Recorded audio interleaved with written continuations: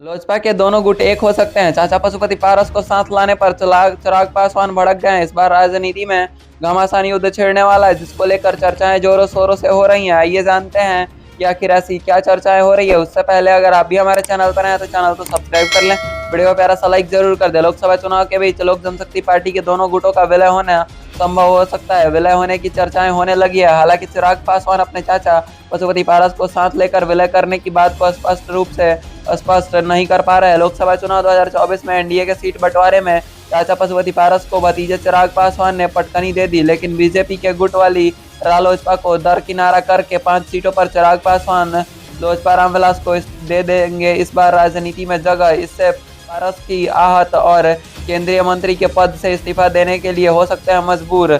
लेकिन इस बार राजनीति में मान गए चिराग पासवान को, मगर बाद में मान गए कि इस बार एनडीए को छोड़ने के बाद इनकार भी कर रहे हैं कि अगर अब कयास लगाए जा रहे हैं कि चाचा और भतीजे एक हो सकते हैं, चाचा और भतीजे की दूरियां घट सकती हैं और लोजपा दोनों धड़ों की ओर से एक हो सकती है। हालांकि जब इस बार चिराग पासवान के सवाल किए गए कि आखिर आप दोनों एक होंगे या नहीं, तो इस पर चिराग पासवान ने स्पष्ट नहीं किया। चिराग पासवान ने रामविलास के मुखिया चिराग पासवान ने कहा कि सीट बंटवारे को वह हार जीत की नज़र से देखते हैं। उन्होंने कहा कि कोशिश तो है कि चिराग को खत्म कर देंगे, लेकिन मेरे पिता रामविलास की बनाई हुई पार्टी का सिंबल ले सकते हैं। इस बार राजनीति में ऐसी चर्चाएं जोरों शोरों पर चल रही है। जब चिराग पासवान ऐसा काम करेंगे तो दूसरों को दोष क्यों देना। चाचा और भाई जो भी कुछ कर रहे हैं उसके बाद कहा तो यह भी जा रहा है कि उसके बाद कुछ रह नहीं जाता। इसके परिवार में आहत और लोजपा के दोनों गुटों का विलय होना संभव है, पर चिराग पासवान ने कहा कि भविष्य में क्या होगा क्या नहीं यह किसी को नहीं पता, यह अभी तक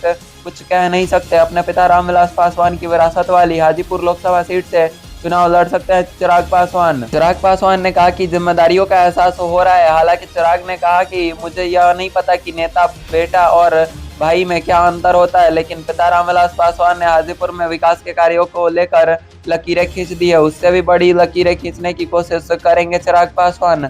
मुख्यमंत्री नीतीश कुमार से रिश्तों पर भी चिराग पासवान ने खुलकर बात की। उन्होंने जब पूछा गया कि विधानसभा में चुनाव होने वाला है और नीतीश कुमार को आप किस निशाने से देखते हैं, तब उन्होंने कहा कि अगर चिराग पासवान तब भी बोलेगा अगर नीतीश कुमार राजनीति में आए और उन्होंने परिपक्वता के लिए और जनता के लिए कुछ काम नहीं किया तो मुझे फिर उनके खिलाफ बोलना पड़ेगा और मैं बेहतर समन्वय से उनके ऊपर ईमानदारी के साथ संबंध को निभाते हुए देश के हित में प्रधानमंत्री मोदी की ओर फोकस करता हूं। और चिराग पासवान ने आगे कहा कि अगर वो अच्छे तरीके से बिहार की जनता के लिए काम नहीं किए तो फिर मैं उन पर दबाव डालूंगा या फिर उंगली उठाऊंगा। मिलते हैं किसी और न्यूज़ में इंटरेस्टिंग टॉपिक पे, तब तक के लिए जय हिंद जय भारत।